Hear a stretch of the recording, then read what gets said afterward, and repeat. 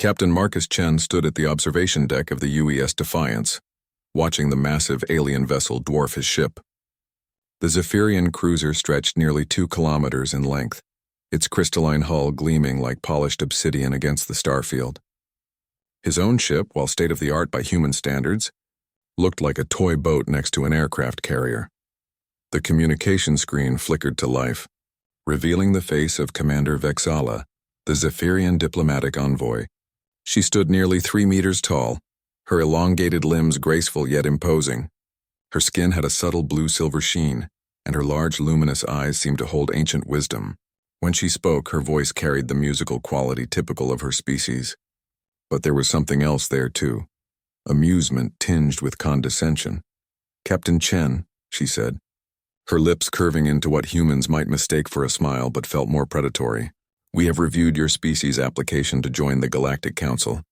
Your achievements are noted." Marcus felt his jaw tighten slightly. The way she paused before the word achievements suggested they weren't particularly impressive by galactic standards.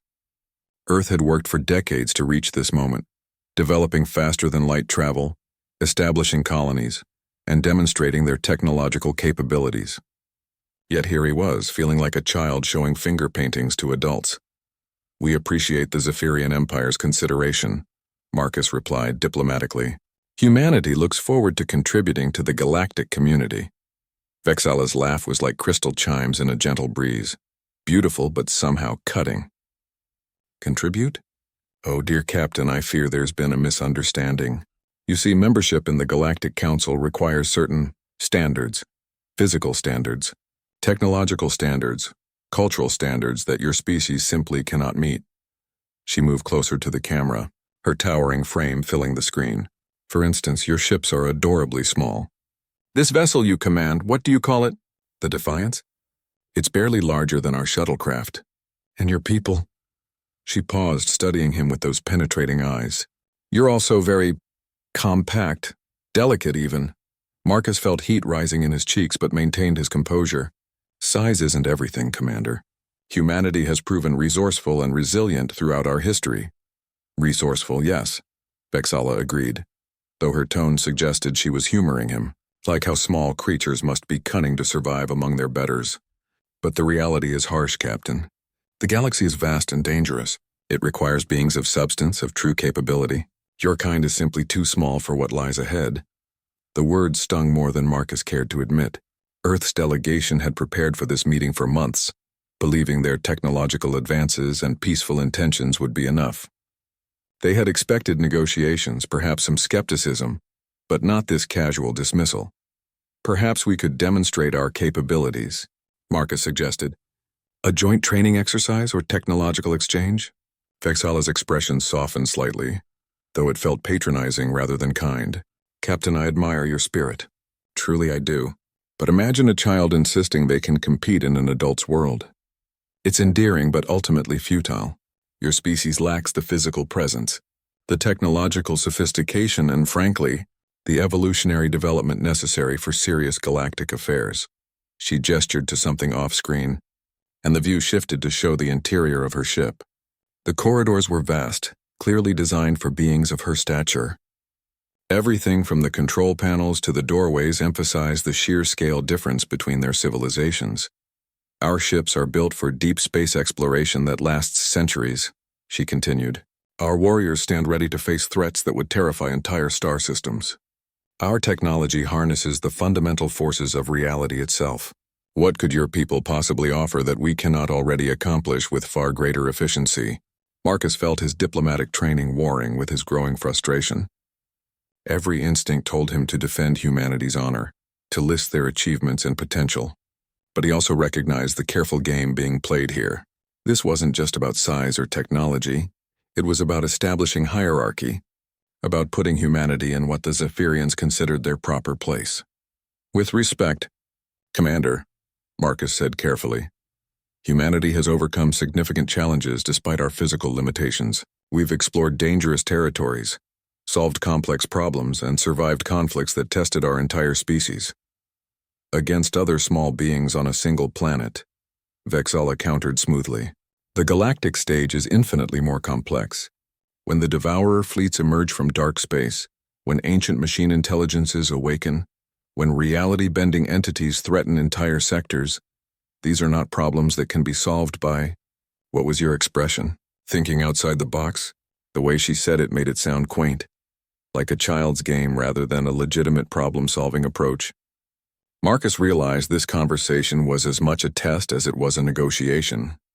The Zephyrians weren't just dismissing humanity. They were probing, looking for weaknesses, establishing their perceived superiority before any real discussions began. "I understand your concerns," Marcus said, choosing his words carefully, "but perhaps you're underestimating what humanity can accomplish when properly motivated." Vexala's laugh returned, that crystalline sound that was beginning to grate on his nerves. "Captain, you misunderstand. This isn't about motivation or determination. This is about fundamental reality. Your people are simply insufficient for the challenges ahead. Too small, too limited, too young as a species to comprehend what true galactic citizenship requires." The communication ended abruptly, leaving Marcus staring at a blank screen. Around him, his crew maintained professional silence, but he could feel their frustration and wounded pride. Earth's first major diplomatic contact with a galactic power had just been dismissed like children asking to sit at the adult table. But as Marcus stood there, something shifted in his mind. The Zephyrians had made a classic mistake. They had underestimated humanity while revealing their own assumptions and prejudices. This wasn't over. If anything, it was just beginning. 3 days later, Marcus found himself aboard the Zephyrian flagship, the Eternal Radiance, as part of what Vexala had termed a cultural exchange opportunity. The corridors were indeed massive, forcing him to crane his neck to see the ceiling. Everything was built on a scale that made him feel like an insect wandering through a cathedral. His escort, a young Zephyrian named Telkoth, seemed apologetic about the whole situation. "Please forgive Commander Vexala," he said quietly as they walked. "She has strong opinions about species integration." "Strong opinions seems like an understatement," Marcus replied, noting how other Zephyrians they passed looked at him with expressions ranging from curiosity to barely concealed amusement. They entered what Telkoth called the Hall of Achievements, a vast chamber displaying technological marvels from across the Zephyrian Empire. Energy weapons that could crack planets, ships that traveled between dimensions, artifacts that manipulated time itself. Each display was accompanied by holographic explanations that emphasized the scale and power of Zephyrian civilization. "Impressive," Marcus admitted genuinely. The technology was beyond anything Earth had achieved, and he wasn't too proud to acknowledge it. 1,000 years of galactic expansion, Telkoth said with obvious pride. "We have conquered 12 systems, absorbed 6 lesser species, and established trade routes spanning half the galaxy." Absorbed? Marcus caught the word choice. Telkoth looked uncomfortable. "Integrated. Given them proper guidance and structure under Zephyrian leadership. Many smaller species struggle with independent governance." Before Marcus could respond, Vexala's voice echoed through the chamber. "Captain Chen, how delightfully punctual." She approached with that flowing gait characteristic of her species, her formal robes making her appear even more imposing. "I trust Telkoth has been showing you the appropriate sections of our ship." "It's remarkable," Marcus said truthfully. "Your people have accomplished incredible things." "Yes, we have." She gestured to a nearby display showing the construction of an orbital ring around a gas giant. "This station processes the atmospheric elements of an entire world. It requires sophisticated engineering, massive industrial capacity, and workers capable of operating in extreme conditions for extended periods." She turned to face him directly. "Tell me, Captain, how many of your people could survive the radiation levels required for such construction? How many could work continuously for the months-long shifts necessary? How many could even reach the construction sites without our transportation systems?" Marcus felt the familiar sting of her casual dismissal, but something else was building inside him. "You might be surprised at human adaptability." "Adaptability." She repeated the word as if tasting something unpleasant. "Yes, I've read your species files. You adapt by creating tools and shelters, by avoiding direct confrontation with hostile environments. Very practical, I suppose, for a species with such obvious physical limitations." They moved to another display, This one showing Zephyrian ground forces engaged in combat against some reptilian species on a volcanic world. The soldiers were massive, shrugging off environmental hazards that would kill most species in minutes. The Galatho uprising, Vexala explained. They refused to accept proper governance after we offered them membership in our empire. The conflict lasted 3 standard years. Our forces operated continuously in surface temperatures that would melt your people's equipment. Marcus watched the holographic battle, noting the tactics and equipment. What happened to the Galathos? They learned to accept guidance, she said simply. Those who survived anyway. The galaxy can be very educational for species willing to learn their proper place. The implication was clear, and Marcus felt his diplomatic facade slipping slightly. And you believe humanity needs to learn its proper place? I believe humanity needs to understand reality, Vexala replied. Your people seem to have delusions about their significance. Perhaps it comes from being alone on your world for so long, developing without proper perspective. She led him to a central display that showed the current galactic political map. Hundreds of systems were color-coded to represent different empires and confederations. Earth appeared as a tiny dot in a remote sector, barely visible among the vast territories claimed by major powers. This is reality, Captain. Your species occupies one insignificant system in a remote arm of the galaxy. You have no allies, no established trade relationships, no military presence beyond your own star system. You are quite literally nothing in galactic terms. Marcus studied the map, but instead of feeling intimidated, he found himself analyzing it strategically. Earth's position, while isolated, was also relatively protected. The major powers seemed clustered toward the galactic center, leaving the outer rim territories less heavily controlled. Yet here you are, spending time to meet with us, he pointed out. If we're truly insignificant, why bother with this conversation at all? Vexala's expression shifted slightly, and for a moment, Marcus caught something that might have been genuine surprise. Curiosity, she said after a pause. Your species managed to develop faster than light travel independently, which is unusual for beings of your size and technological base. We wanted to understand how you achieved it, and now that you do, now we see it for what it is, a fascinating anomaly. Like a small bird that learns to mimic complex sounds without understanding their meaning. Impressive in its way, but hardly indicative of true intelligence or capability. Telkoth shifted uncomfortably beside them, clearly recognizing the insult for what it was. Marcus, however, found himself smiling slightly. Vexala was revealing more than she intended with each dismissive comment. You seem very certain about human limitations, Marcus said carefully. Have you ever actually observed humans in challenging situations? Or are these assessments based purely on our physical characteristics? Physical characteristics are fundamental, Captain. They determine capability more than any amount of creativity or determination.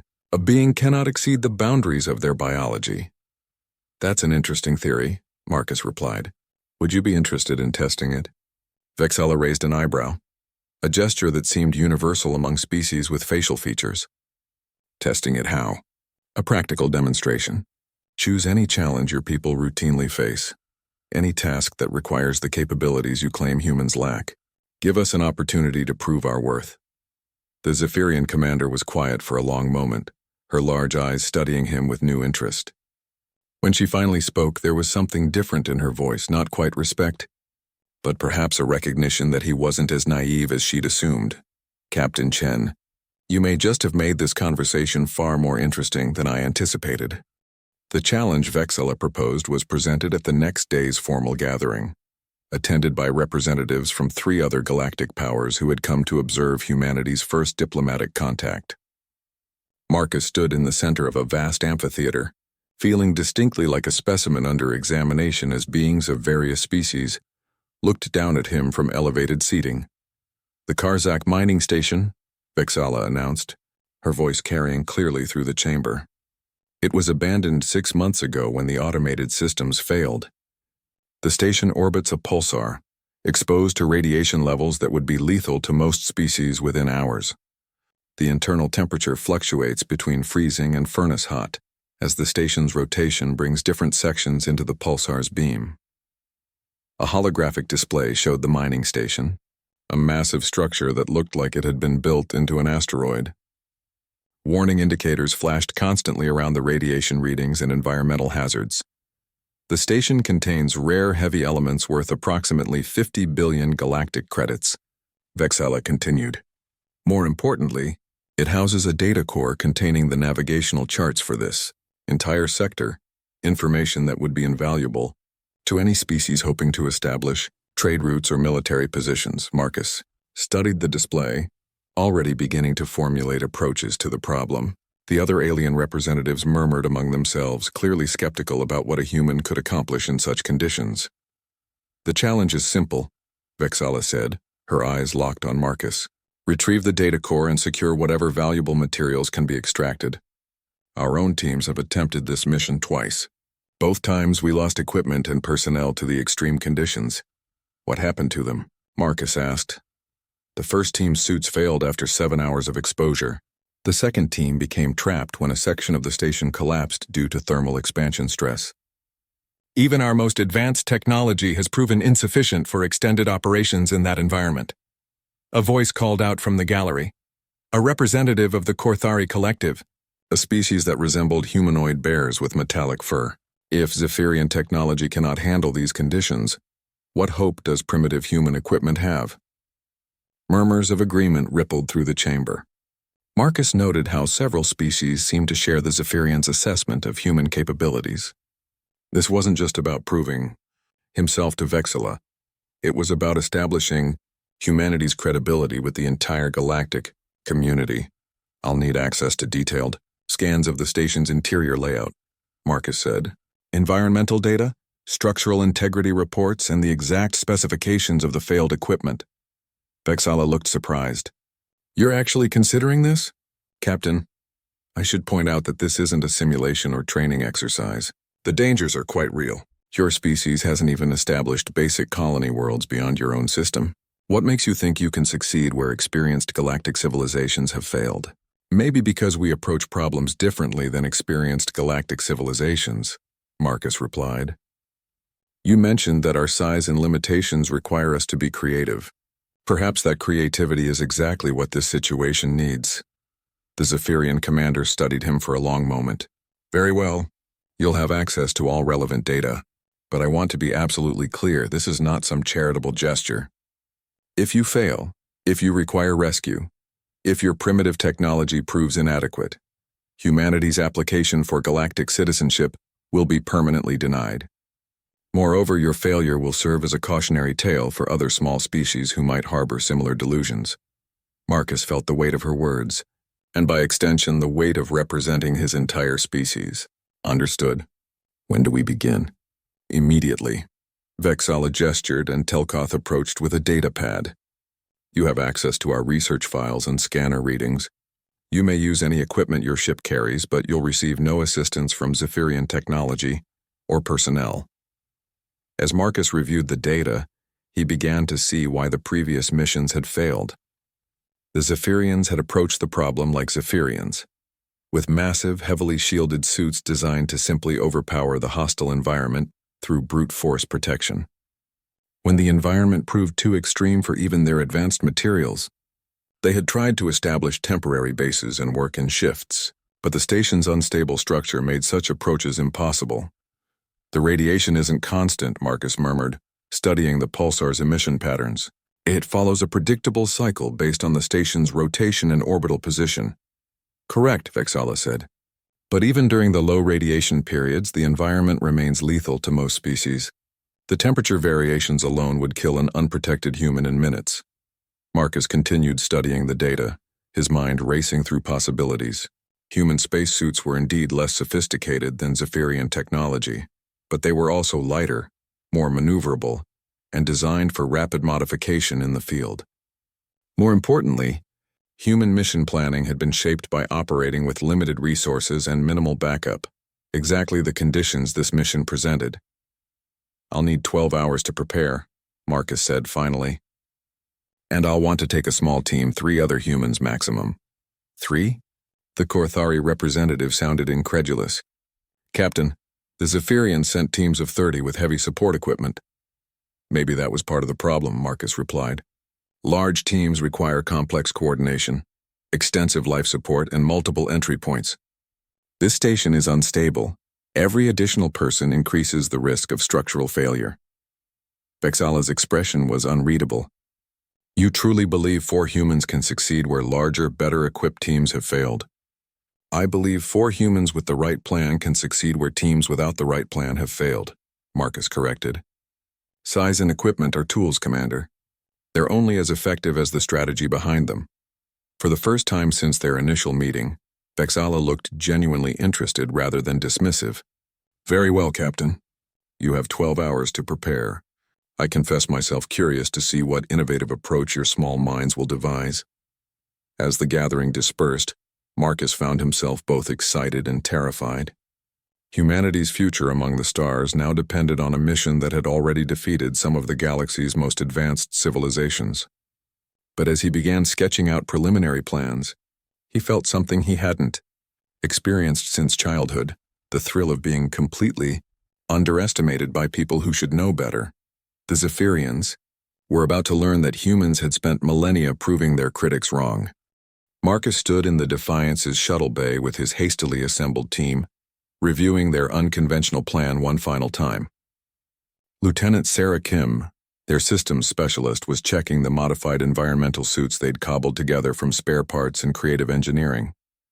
Sergeant Rodriguez handled weapons and demolitions, while Dr. Patel brought xenobiology expertise and, more importantly, experience with extreme environment medicine. The Zephyrians think we're insane, Kim said, securing the last modifications to their suit cooling systems. They keep asking why we're not bringing heavier equipment. Because heavier equipment is what got them killed, Marcus replied, testing the flexibility of his modified suit joints. They treated this like a construction project. We're treating it like a heist. The human approach was radically different from previous attempts. Instead of trying to overpower the environment, they would work with it. Marcus had identified a narrow window during the station's rotation, when radiation levels dropped to survivable levels for exactly 43 minutes. During that window, they would make rapid insertions, accomplish specific objectives, and evacuate before conditions became lethal. Remember, we're not trying to establish a permanent presence, Marcus briefed his team. We get in, we adapt to what we find, we complete the mission, and we get out. Speed over strength, adaptation over domination. Dr. Patel looked up from her medical scanner. The Zephyrian biological data suggests their physiology actually works against them in rapidly changing environments. They're built for stability and endurance, not quick adaptation to thermal stress. This had been Marcus's key insight. The Zephyrians were magnificent beings, perfectly adapted for their homeworlds and most galactic environments. But that same optimization made them less flexible when conditions changed rapidly. Humans, evolved from a chaotic world with dramatic climate variations, were built for adaptation. Vexala's voice crackled through the communication system. Captain Chen, are you certain you don't want to reconsider? Our sensors show solar activity increasing. The radiation levels will be even higher than our previous readings indicated. Marcus smiled at the concern in her voice. Despite her dismissive attitude, she seemed genuinely worried about human casualties. We're committed, Commander. Beginning approach now. The shuttle ride to the mining station was tense. Through the viewports, they could see the pulsar's deadly emissions painting space with invisible death. The mining station itself looked like a twisted metal sculpture, sections of it glowing cherry red from thermal stress while others remained frozen in shadow. Jesus, Rodriguez whispered. No wonder the big guys couldn't handle this. The whole thing looks like it's trying to shake itself apart. Thermal expansion and contraction, Dr. Patel confirmed. The station's structure wasn't designed for these stress levels. It's basically a giant metal organism in constant pain. Marcus studied the station's rotation, timing their approach for the optimal insertion window. Kim, you ready with the magnetic anchors? Ready, sir. Our suits are rated for rapid temperature changes up to the theoretical limit of our materials. Beyond that, she shrugged. Beyond that, we improvise, Marcus finished. Rodriguez, remember, if we need to blow anything, shape charges only. This structure is more fragile than it looks. They made their insertion during the brief radiation minimum, using magnetic anchors and tethers to navigate the station's exterior. The moment they were inside, the real challenge began. The interior was a maze of twisted corridors and chambers, some blazing hot from recent pulsar exposure, others frozen solid. Environmental readings are all over the place. Kim reported. Temperature differential of over 200 degrees between adjacent chambers. Stay flexible, Marcus reminded them. We knew this would be chaos. What followed was perhaps the most intense 40 minutes of extreme environment navigation in human history. They moved through the station like water flowing around obstacles, constantly adapting their route based on real-time conditions. When they encountered a chamber too hot to traverse, they found alternate paths. When structural damage blocked their planned route, they improvised new approaches. The key was their size. Where Zephyrian teams had been forced to cut through barriers or establish temporary shelters, the humans could squeeze through gaps, climb through damaged sections, and navigate spaces that larger beings simply couldn't access. Found the data core, Kim announced 23 minutes into their mission. But there's a problem. The cooling system failed and the core is running at critical temperature. Any attempt to remove it will trigger a thermal shutdown that'll wipe the data. This was exactly the kind of adaptive challenge that had defeated the previous missions. Zephyrian technology would have required establishing a stable cooling environment before attempting data recovery, a process that would take hours they didn't have. Rodriguez, what have you got for rapid cooling? Marcus asked. Emergency thermal packs designed for medical applications, Rodriguez replied. They'll cool about a cubic meter for maybe 10 minutes. Do it, Marcus ordered. Patel, start downloading what you can to portable storage. We don't need perfect data integrity. We need enough to prove the mission was successful. They worked with desperate efficiency, using every trick and shortcut human engineering had ever devised. When the thermal packs weren't enough, Dr. Patel suggested using their suit's emergency water reserves as coolant. When the download speed proved too slow, Kim jury-rigged a parallel connection using medical scanner cables. 38 minutes, Rodriguez called out. We need to move. Got it, Kim announced, sealing the portable storage device. Maybe 60% of the data core, but it includes the navigation charts and most of the technical specifications. They began their extraction just as the station started its rotation back into the pulsar's direct beam. The temperature began climbing immediately, and they could hear the station's metal structure groaning under thermal stress. Move, move, move, Marcus ordered, leading them through increasingly chaotic conditions back to their insertion point. They made it to their shuttle with 3 minutes to spare. Watching through the viewports as the station's hull began glowing again from radiation exposure. Dr. Patel was already analyzing the recovered data, her face lighting up with excitement. Marcus, this is incredible, she said. The navigation data alone contains trade routes that could cut travel time between human space and the galactic core by 70%. But Marcus was watching the Zephyrian flagship, wondering what Vexala's reaction would be to their success. They had proven that humans could accomplish what larger, more advanced species could not. But would that change anything? Or would it simply make the galactic powers see humanity as a threat, rather than an irrelevant curiosity? The answer came when Vexala's face appeared on their communication screen. For the first time since they'd met, she looked genuinely surprised. Captain Chen, she said slowly, my sensors indicate you have successfully completed the mission. How is this possible? The formal debriefing took place in the same amphitheater where the challenge had been issued, but the atmosphere was dramatically different. Representatives from multiple species leaned forward in their seats as Marcus presented the recovered data, their previous dismissiveness replaced by intense interest. The navigation charts are complete for 17 sector routes, Dr. Patel explained, her presentation displaying on the massive central screen.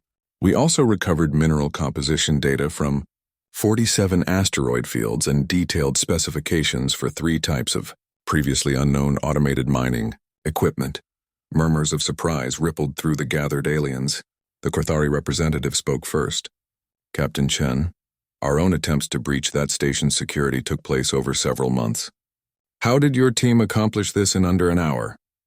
Marcus exchanged glances with his team before responding.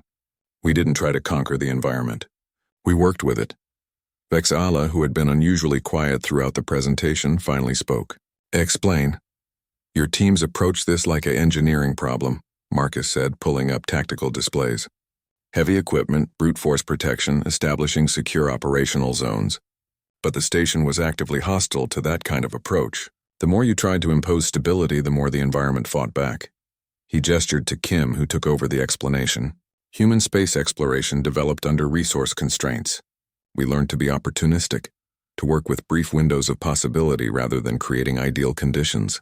When we saw the station's rotation cycle, we didn't see a problem to overcome, we saw a schedule to follow. The alien representatives began asking technical questions, clearly fascinated by the human approach. Marcus noticed how their attitudes had shifted. Where before they had looked at him with condescending amusement, now there was something approaching respect.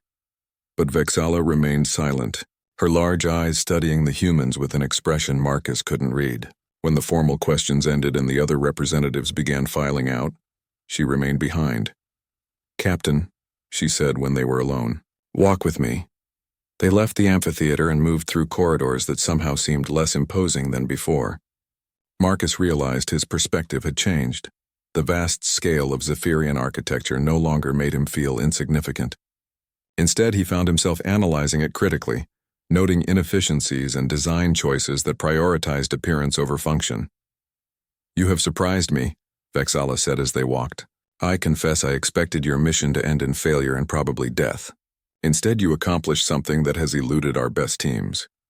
Does that change your assessment of humanity's potential?" Marcus asked. Vexala was quiet for a long moment. "It complicates it. Your success at the mining station demonstrates capabilities I hadn't anticipated. But Captain, you must understand. One successful mission does not transform humanity into a galactic power." They entered a smaller chamber Marcus hadn't seen before, clearly Vexala's private office. The space was more reasonably scaled, though still large by human standards. She gestured for him to sit in a chair that had obviously been hastily adjusted for human proportions. "The galaxy is not a forgiving place," she continued. "There are threats out there that would consume your entire species without pause. Ancient machine intelligences that see organic life as an infection to be cleansed. Hive minds that assimilate other species into their collective consciousness. Entities that exist partially outside normal space-time and view physical matter as toys to be rearranged." Marcus listened carefully, noting that her tone had changed again. The condescension was gone, replaced by something that might have been genuine concern. "These are not problems that can be solved with cleverness or adaptability," Vexala said. "They require massive military forces, planetary-scale defensive systems, technologies that can reshape reality itself. Even if humanity possesses useful capabilities, you simply lack the scale to matter against such threats." "Maybe," Marcus replied. "But scale isn't the only factor. You said it yourself, we approach problems differently. What if the traditional galactic approach to these threats is part of the problem?" Vexala's laugh was softer than before, less crystalline and cutting. "Captain, you continue to surprise me. Most species who achieve faster than light travel become either aggressively expansionist or defensively isolationist. Humanity seems to be neither. We're explorers," Marcus said simply. "We want to learn, to understand, to find our place in something larger than ourselves. But we're not interested in being anyone's subjects or vassals. And yet you lack the power to ensure that choice remains yours," Vexala pointed out. "The Galactic Council operates on the principle of strength. Species with impressive military capabilities and vast territorial holdings dominate the conversation. Smaller species," she paused, "smaller species often find themselves guided by their betters, whether they wish it or not." Marcus felt a chill at her words. "Are you threatening us?" "I'm warning you," she replied. "There are factions within the Council who view emerging species as potential resources to be exploited or threats to be contained. Your demonstration today will get their attention, but not necessarily the kind of attention humanity wants." She moved to a wall display showing the current galactic political map, the same one she had used earlier to demonstrate humanity's insignificance. But now Marcus saw it differently, not as evidence of human irrelevance, but as a strategic assessment of potential allies and threats. "However," Vexala continued, her voice taking on a different quality, "there are also factions who recognize that new perspectives can be valuable. Species who have grown concerned about the direction galactic civilization has taken." Marcus studied her carefully. "Are you part of such a faction?" "I am someone who has seen what happens when established powers become too comfortable with their own superiority," she replied. "The Zephyrian Empire has faced several challenges in recent decades that our traditional approaches have struggled to address. Perhaps it's time to consider that bigger isn't always better. For the first time since their initial meeting, Marcus felt like he was talking to an individual rather than a representative of an alien empire. What are you suggesting? I'm suggesting that humanity's application to the Galactic Council will be approved, Vexala said. But not as subjects or junior partners, as equals with full rights and responsibilities. Marcus felt a surge of excitement, but Vexala held up a hand. This comes with conditions. Humanity will need to prove itself capable of contributing to galactic security. You'll face challenges far more complex than a damaged mining station, and you'll need allies. Species who can complement your unique capabilities with resources and knowledge you currently lack. Starting with the Zephyrian Empire? Marcus asked. Vexala's smile was different now, warmer, more genuine. Starting with one Zephyrian commander, who has learned not to underestimate the power of thinking small. 6 months later, Marcus stood on the observation deck of humanity's first joint galactic research station, watching as human and Zephyrian engineers worked together to solve problems neither species could have tackled alone. The station itself was a marvel of compromised design, scaled for efficiency rather than intimidation, incorporating both human adaptability and Zephyrian structural engineering. Vexala approached from behind, her footsteps no longer seeming to emphasize their size difference. The council session went well, she reported. The Korthari Collective has formally requested human consultation on their mining operations in the Helix Nebula. Apparently, our traditional approaches aren't working in the variable radiation environment. Marcus smiled, remembering how the same Korthari representative had once questioned human capabilities. Any word on the Andromedian situation? 3 more species have requested human tactical analysis, Vexala replied. It seems your approach to asymmetric problem-solving is becoming quite popular among council members facing non-traditional threats. The Andromedean crisis had been humanity's true test as a galactic citizen, when an ancient automated defense network had activated in a distant galaxy. Traditional galactic military responses had proven completely ineffective. The machines adapted to conventional tactics faster than they could be deployed, learning and evolving countermeasures in real time. Humanity's suggestion had been controversial. Instead of escalating the military response, they proposed understanding the machine's objectives and finding ways to fulfill them without continued conflict. It had taken months of careful analysis, creative diplomacy, and precisely targeted technical solutions. But the crisis had been resolved without the massive casualties that conventional approaches would have caused. I still can't believe the Council approved the non-interference protocols, Marcus said. 6 months ago you were telling me that strength was the only language galactic politics understood. 6 months ago I believed that, Vexala admitted. But watching humanity's approach to galactic challenges has been educational. Your species has a talent for finding solutions that don't require dominance or submission. She joined him at the viewport, looking out at the mixed crews working on the station's exterior. There's something I've been meaning to tell you, Captain. My initial assessment of humanity wasn't entirely honest. Marcus raised an eyebrow. Oh? When I called your people too small for galactic affairs, I was following standard Zephyrian first contact protocols. We deliberately belittle new species to assess their responses to adversity and hierarchy. Most react with either aggressive posturing or submissive compliance. Both responses tell us how to manage them within existing power structures. Marcus felt a flash of anger, but it was tempered by understanding. And humanity's response? Humanity didn't accept the premise of the test, Vexala said. Instead of trying to prove you were as large as us or accepting that size mattered, you demonstrated that the entire framework was flawed. That was an unprecedented. They watched as a human engineer helped a Zephyrian colleague reach a control panel designed for smaller hands, while the Zephyrian provided structural support for repairs that required greater strength. The collaboration looked natural now, but Marcus remembered how impossible it had seemed during their first meeting. I owe you an apology, Vexala continued, not just for the deception, but for nearly missing what humanity could contribute to galactic civilization. My people have spent so long being the largest, strongest species in most situations that we forgot there were other ways to approach problems. And now? Marcus asked. Now the Zephyrian Academy has added human case studies to its strategic curriculum, she replied with amusement. We're teaching our officers to think like humans when facing unconventional challenges. The irony is not lost on me, Marcus laughed.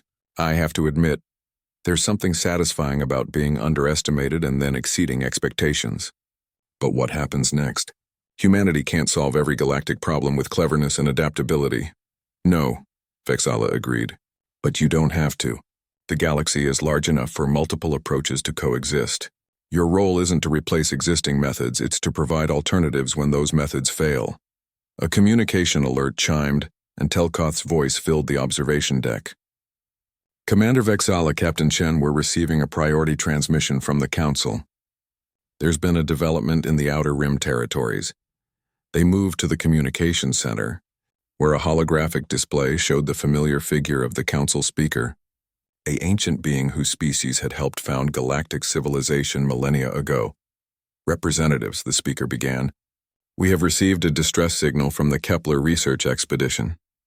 They have encountered what appears to be a previously unknown form of space-dwelling life, entities that exist partially in normal space and partially in dimensions we cannot access. Traditional contact protocols have failed, and the expedition is requesting immediate assistance. Marcus and Vexala exchanged glances. This was exactly the kind of challenge that had historically required massive military intervention or complete avoidance. The Council is assembling a response team, the speaker continued. Given recent successes with unconventional problem-solving approaches, we are requesting both Zephyrian and human participation. Commander Vexala, Captain Chen, are your species prepared to attempt first contact with entities that may exist beyond our normal understanding of reality? Vexala looked at Marcus with an expression that mixed amusement and resignation. Well, Captain, ready for another challenge that conventional galactic wisdom says is impossible? Marcus felt the familiar thrill of facing the unknown, with insufficient resources and an untested plan. 6 months ago, he had been the representative of a species deemed too small for galactic significance. Now he was being asked to help solve problems that challenged the fundamental assumptions of galactic civilization. Commander, he replied, I thought you'd learned by now. Humans specialize in impossible problems. As they began planning their response to this new challenge, Marcus reflected on how much had changed. Humanity had found its place in the galaxy not by becoming larger or stronger, but by proving that sometimes the most powerful approach was to think smaller, to be more flexible, and to question assumptions that everyone else accepted as universal truths. The galaxy was vast and full of wonders and dangers that would test every species within it. But for the first time since leaving Earth, Marcus felt confident that humanity would face those challenges not as subjects or junior partners, but as equal contributors to something far greater than any single species could achieve alone. Outside the viewport, human and alien crews continued their collaborative work, building a future where size mattered far less than wisdom, and where being underestimated had become humanity's greatest strategic advantage.